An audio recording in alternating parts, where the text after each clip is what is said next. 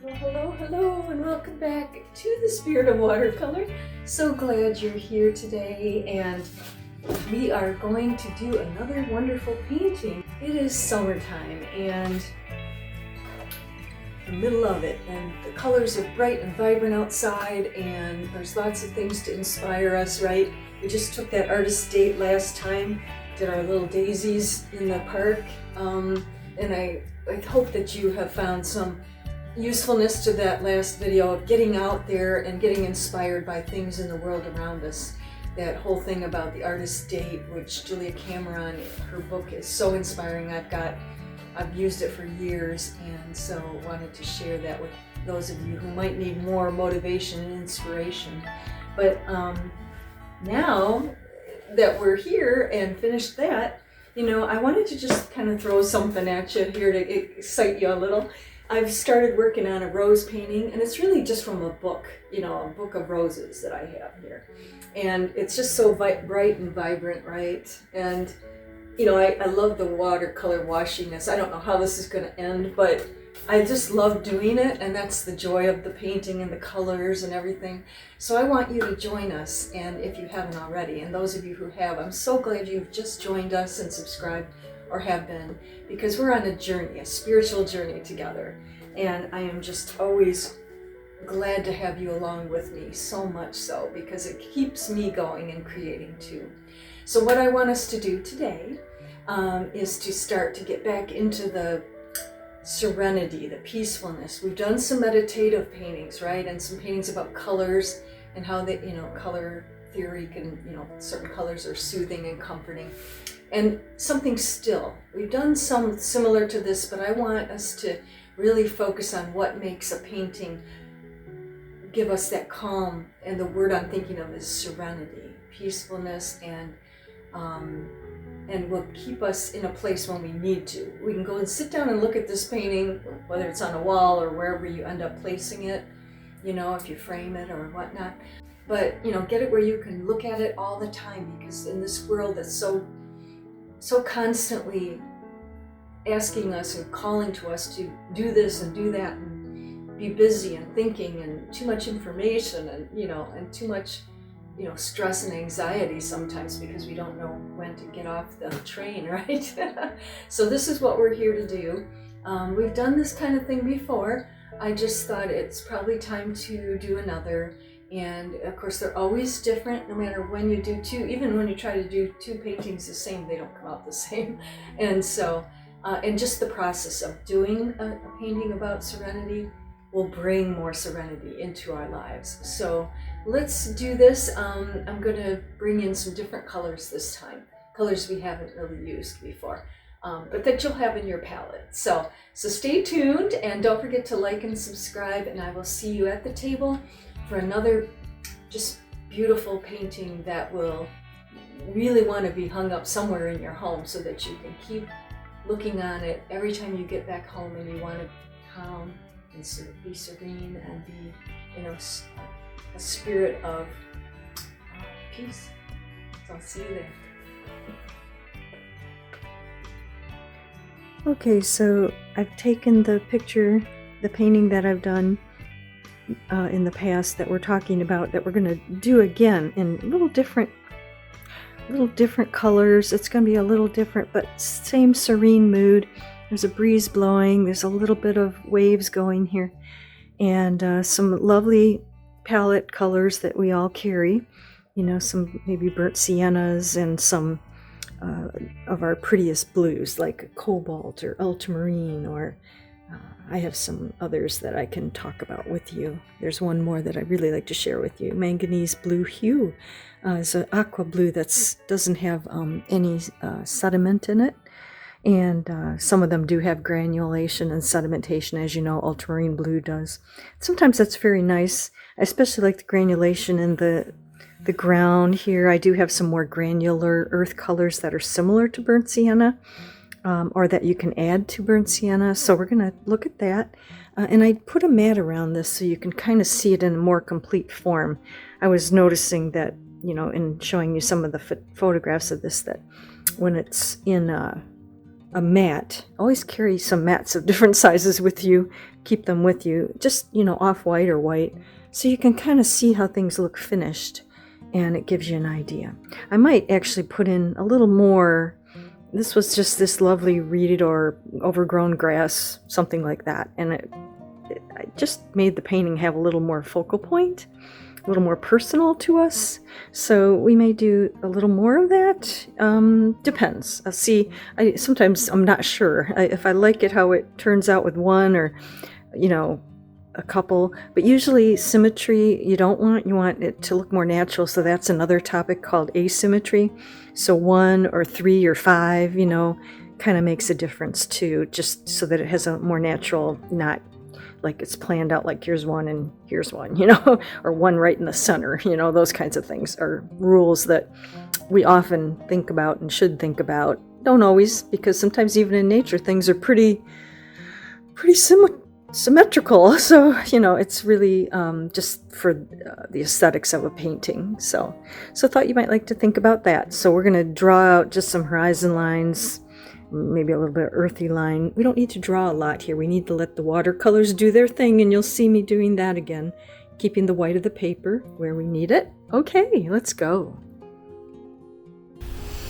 So I'm going to use that painting as a guide, and yet this will be different. I'm putting in the land line with my watercolor pencil, sort of a beigey, earthy tone, just enough so it'll disappear into the painting like I mentioned before, I think. Watercolor pencils are great for that, so I don't have a pencil line. And then just some kind of, land in the foreground. It's not even, it's uneven land, and, just adds interest. And then a horizon line back up at the top, enough for some sky. And also then, we have room in the middle for our water.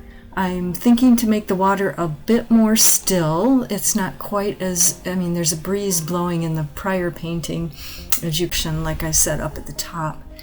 We've done this kind of thing before, but I feel like, each painting is so different, like I mentioned, and just getting more proficient at your watercolor skills.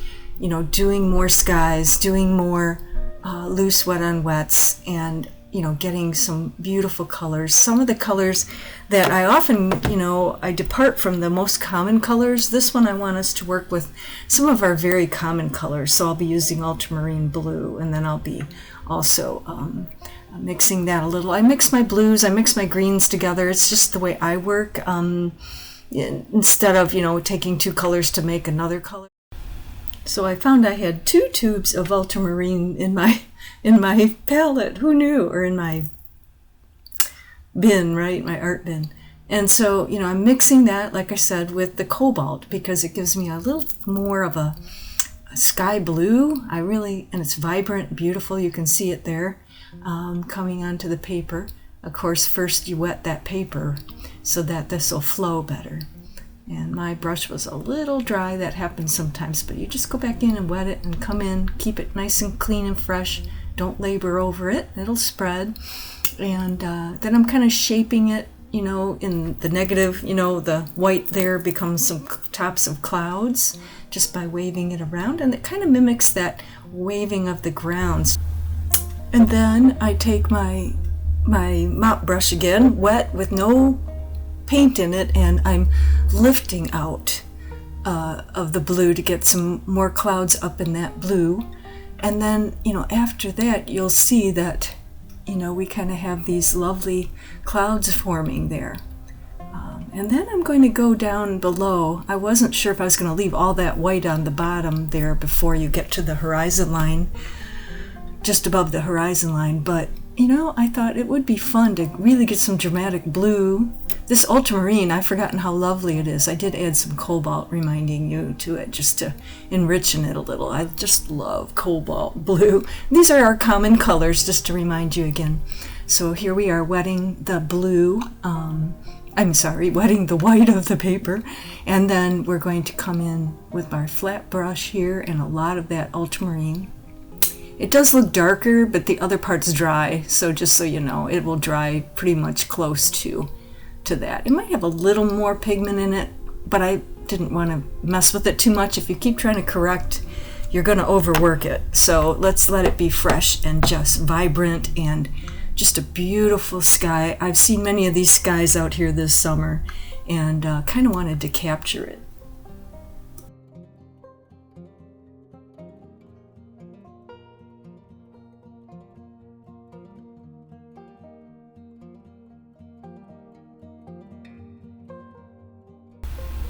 So here I'm wetting with just clear water again with my mop brush. It's a Cotman student grade mop brush. And I'm wetting the paper where the trees are going to go so they'll fan out and kind of create trees when I put the green in at the horizon line up there. And then I'm going to, and then I that water, I have it go all the way down to the front land, but I don't get the land wet. So the paint will stop there. I'm using a slanted brush there you saw. You don't have to do that. That's a Zoltan Zabo brush. I have videos on that. But you can just use a flat brush if you prefer and just tap in those trees and let that paint fan out. You'll see on both sides. I'm not going to do it all the way across. I want a little variety there. And then after I do that, I will wet where it's like a reflection. As you can see, the horizon line's cutting through the green that I put in, so those will be the reflections in the water there, hopefully. And then wet that a little more so they spread even more there.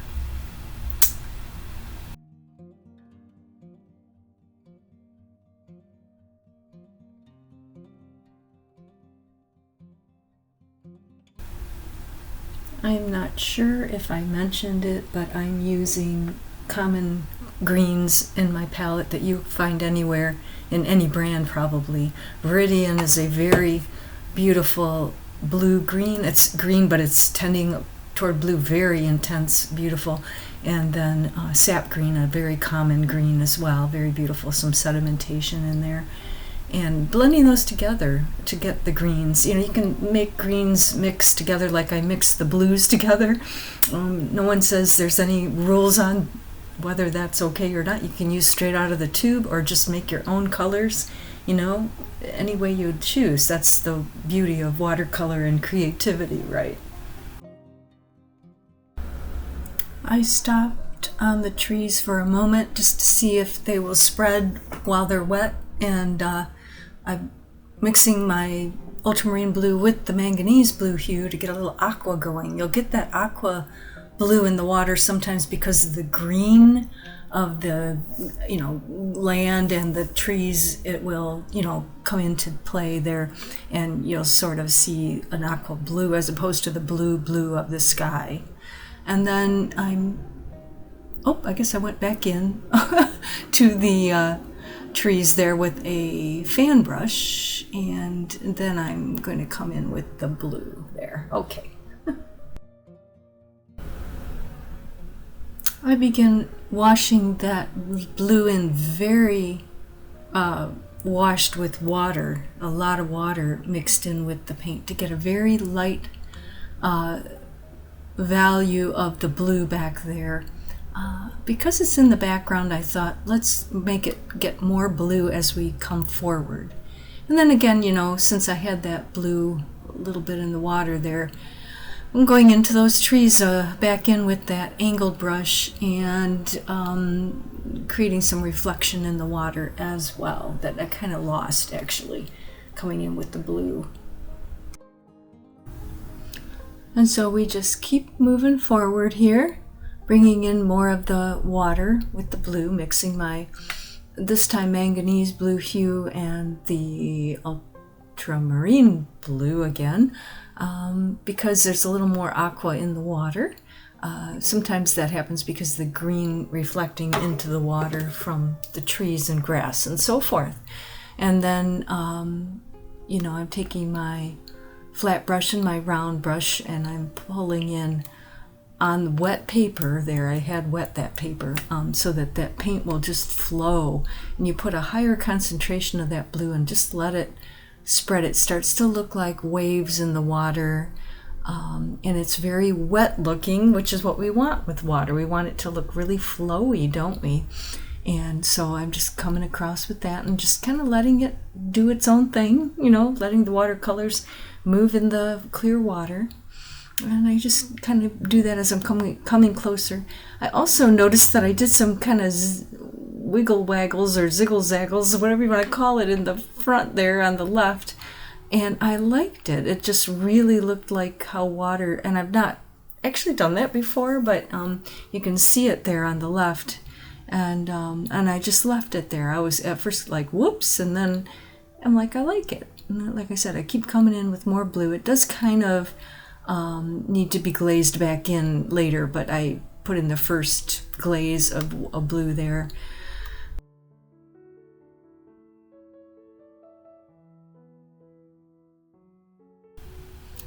So now it's time to go back up to the top, and I guess it really faded as it dried, but you know, that's okay. I'm going back in now into the water so you can get the reflection to be a little stronger here.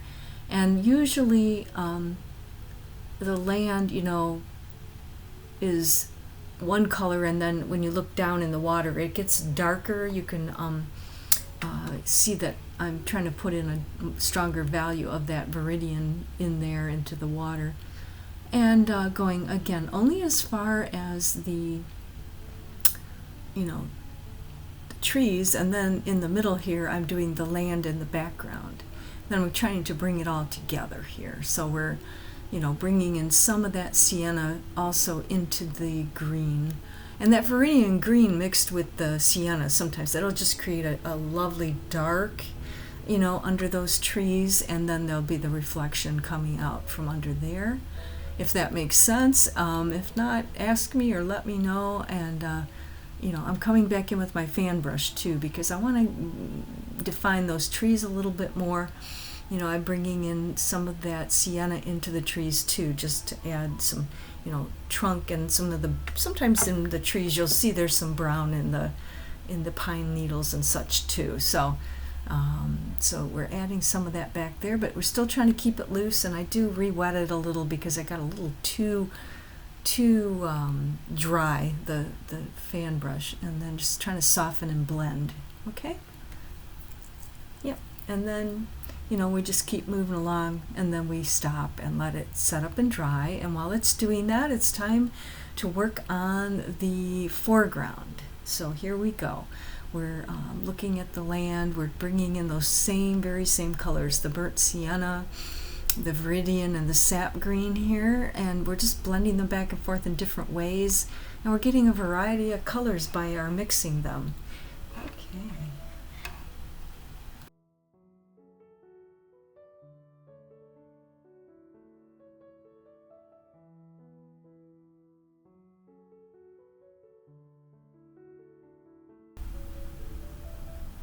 I'm not sure if it showed, but I wet the bottom part, you know, where the land is, with clear water, as I do in these wet on wets. And then, you know, I'm coming in with the burnt sienna, and then, you know, I'm pulling in some of the Viridian and the sap green underneath. And I'm just blending them back and forth just to create interest in our foreground. Again, mixing the Viridian and the burnt sienna creates some beautiful darks. And also, you know, you'll see here it's like grasses and land, you know, and how it just randomly is, you know. That's how, when you look at nature, you see all these different things on the ground. You see different variations of the colors, and little grasses growing and so forth. And I just really love playing with the paints in the wet on wet like this. I hope you do too, and just tapping it in and brushing it along and seeing, you know, what kind of nature-esque grounds we can create here. And I just have fun with it, and I hope you'll try this and get a little, I want to say, courageous, and go for it. You can always lift out with a paper towel, which you might see me do from time to time. And then, you know, I'll go back and forth there, and then I will actually, toward the end of this, you'll see me adding some salt, which adds texture, because the sap didn't really show a lot of texture, and the closer I get to the foreground and detailing, the salt adds that texture, which adds that detail to the ground. You see some darks coming in, really dark. I want it darker in the foreground too than in the background, so that it's really pulling us forward. And then we'll go back into the water after this. Okay.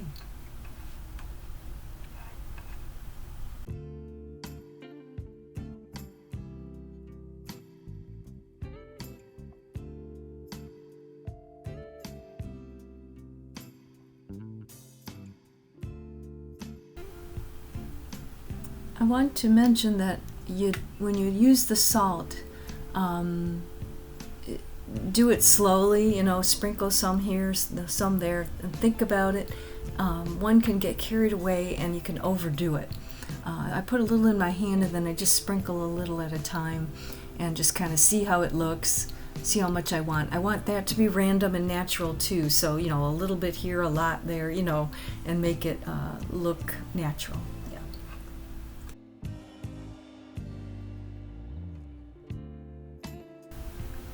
And then here I'm removing the salt, and you can see the white dots, which create texture, which creates interest, so the land doesn't look just like a green wash. We have some I want to say granulation of the ground, the earth and such. And then I'm coming in and bringing in the grasses now. There's these long grasses that kind of have the, how they get at the top, the little florets on there, or whatever you want to call it, and so I bring those in and tall, and then I'm coming in with shorter grasses soon.